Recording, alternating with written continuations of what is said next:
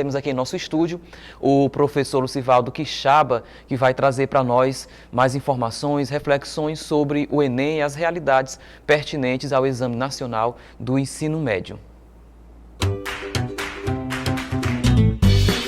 Educação. Oferecimento pré-medicina.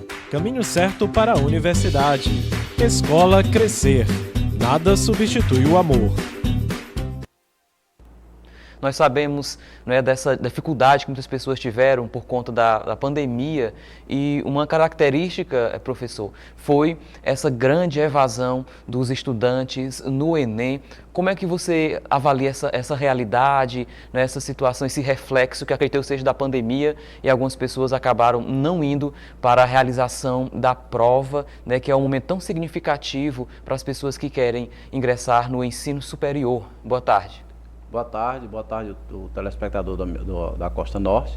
Isso é preocupante, né? Nós tivemos um Enem que já chegou a ter 3 milhões de estudantes, 8 milhões de participantes, caiu para 3 milhões e tivemos uma evasão muito grande agora nesse primeiro dia de prova.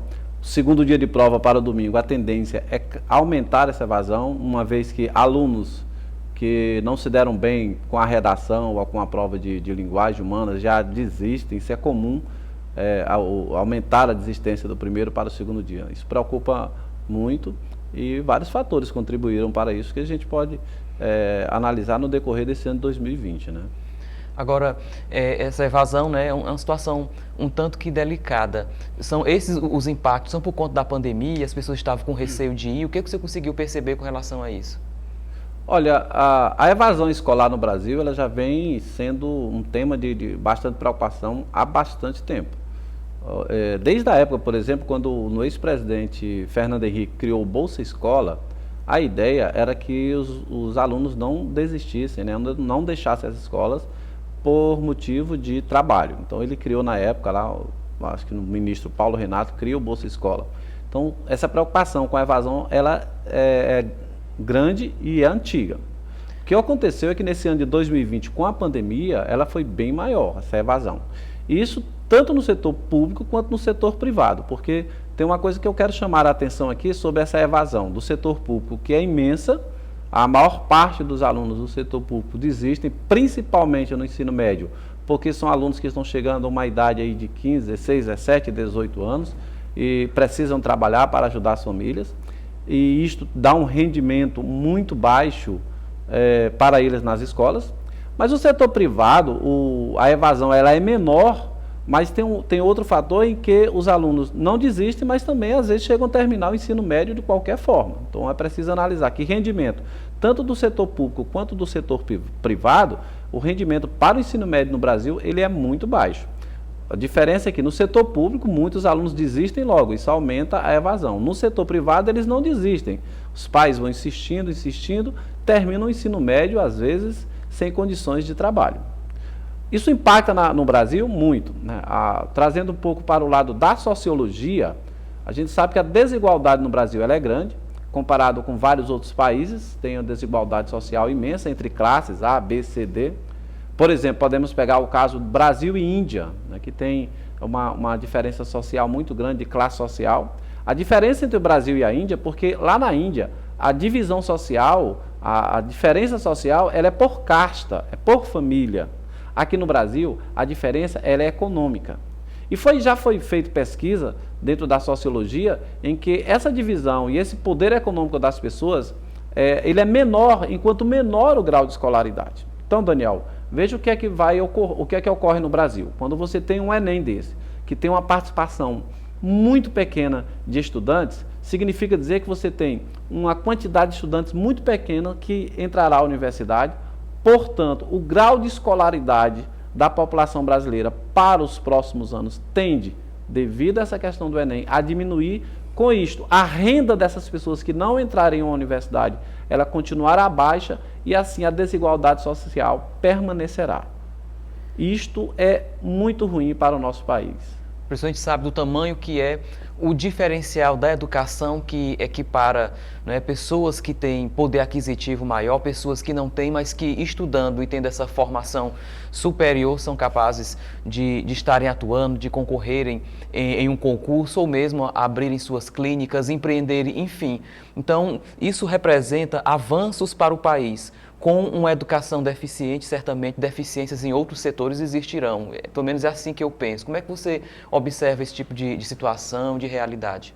É isso, Daniel. Por incrível que pareça, o Brasil, né, espero que entendam o que eu vou falar, o Brasil é um dos países em que nós temos talvez uma tarefa menos difícil de resolver essa questão da desigualdade social. Porque já está aí em pesquisa, tem vários, que a desigualdade social no Brasil econômica, ela é provocada muito pelo grau de escolaridade. Então, quanto maior o grau de escolaridade, maior a renda das pessoas. Então, o que nós deveríamos fazer nesse momento é levar o maior número de pessoas às escolas e às universidades. O Enem agora mostrou que nós estamos, ao contrário, está diminuindo a participação de pessoas em escolas e em universidades. Isso causa um impacto geral, causa um impacto para toda uma sociedade. De que forma? Por exemplo, as empresas precisam de pessoas formadas, precisam de mão de obra qualificada, elas não têm. Então, às vezes, acaba tendo que trazer pessoas de outras cidades, de outros países. Isso fica muito caro para as empresas. Então, isto prejudica a sociedade de uma maneira geral. Você tem pessoas que passam a ter uma renda muito baixa, e essa renda baixa, o poder de consumo das pessoas continua muito baixo.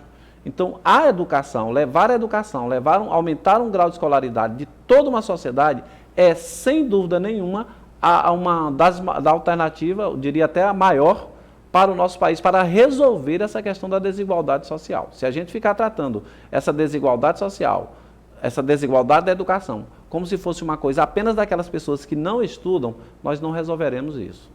Professor, a gente observa que uma das estratégias foram as aulas online, até mesmo pelo WhatsApp, coisa que ainda não se tinha visto. Também foi muito fomentada a questão da EAD, né, da educação à distância.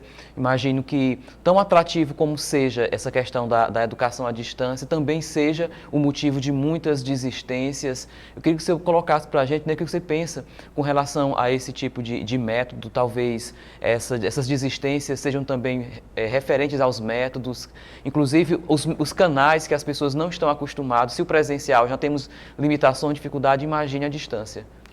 Existe dentro das teorias da aprendizagem, né, a chamada aprendizagem significativa, em que o foco total é no aluno. O que acontece com o ensino EAD, o que foi que aconteceu com o Brasil nesse ano de 2020?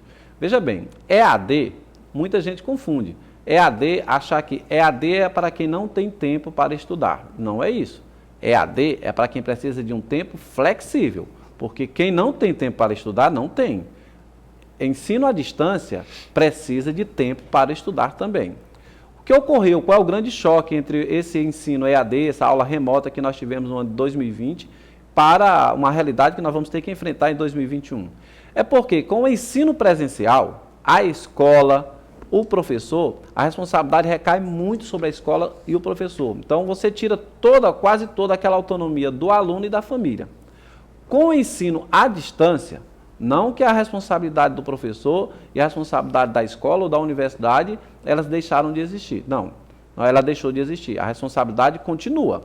Porém, o aluno e a família têm que assumir uma parte dessa responsabilidade. O que ocorreu é que muitas famílias e muitos alunos não assimilaram isso no ano de 2020, e aqui vai um recado, 2021 vai ser a mesma coisa. Portanto, alunos que foram fazer o Enem agora, foram alunos que mesmo com a pandemia, alunos que mesmo com a aula remota continuaram estudando. Aqueles alunos que não conseguiram se adaptar ao ensino remoto e agora terão que se adaptar ao ensino híbrido, esses provavelmente foram os que não foram fazer a prova do Enem. A realidade é que em 2021 você vai ter que se adaptar ao ensino híbrido, ao ensino remoto. Cruzar os braços é que não é a solução.